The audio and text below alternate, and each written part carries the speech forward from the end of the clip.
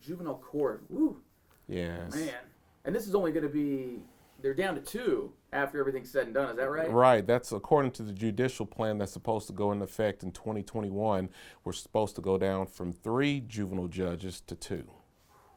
That's quite a workload there It you're looking is. forward to. Absolutely it is. And so, yeah, so we just want to make sure, especially with the importance of the work down there, that we get people in place there who really are familiar with the system, who know what they're doing, so that once whoever is elected can hit the ground running and get the work done that needs to be accomplished there.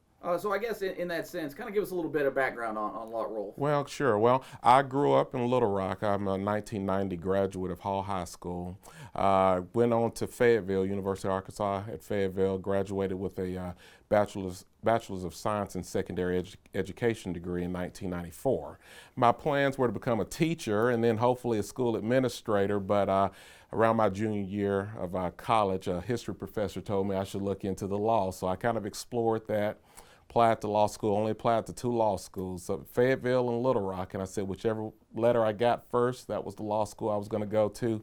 Little Rock came first, and it was the best choice for me because I knew I wanted to come back home and practice law here. So I was, finished law school in 1997, was also licensed that same year, and been practicing 22 years. I'll be 23 years in August. And I guess kind of what law do you kind of focus on here? Well, I'm in private practice now. Mainly my practice areas are criminal defense, family law work. We also do personal injury work, some bankruptcy work as well. So prior to me going into private practice, I worked for the Little Rock City Attorney's Office and also worked at the Public Defender's Office. So I got a lot of experience at the district court level, juvenile court level, and then also at the circuit court level. I was about to say, you've been all over the spectrum All here. over the place. So I've been blessed with what the experience that I've been able to get up to this point. I've had an opportunity to travel all over the state of Arkansas representing individuals and families just with all their legal needs.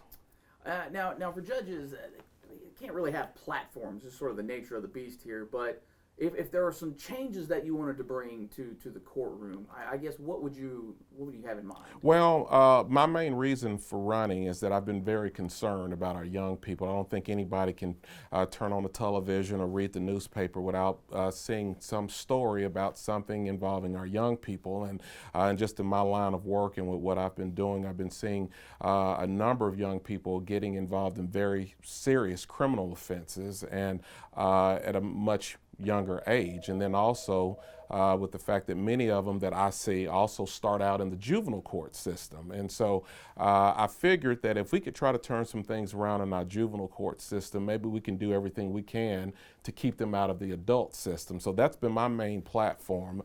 The school to prison pipeline is a very real issue, and we need to do everything we can to try to work toward dismantling that. Get our young people back on track, keep them out of the adult system so they can go on and become productive citizens.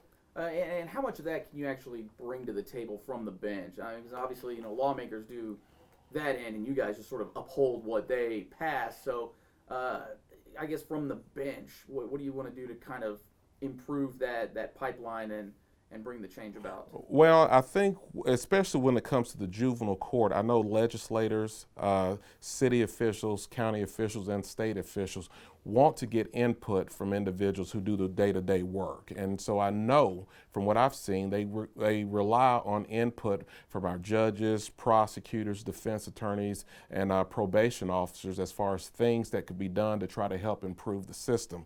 I know that judges quite regularly go down and give testimony or give information before the legislature on things that could be changed. And so I think it needs to be one of those things that a judge, also, obviously you want to be fair and impartial in the courtroom, but you also need to be an advocate for changes that may need to be made in our juvenile court system. And that's something that I've noticed that's, I don't want to say seeping into the bench, but it kind of is. It's just that level of empathy and that compassion. And this is kind of just across the board, not necessarily any certain type of case. Right. Is that something you've noticed too? Absolutely. And I think that's really is what is going to be key. We want juvenile judges who are going to be firm, when the need arises, but we also need juvenile judges who have a level of empathy and who can relate to the young people who are coming to that court and also to the families who are coming to that court. A judge cannot have a cookie cutter approach as it relates to disposition of cases.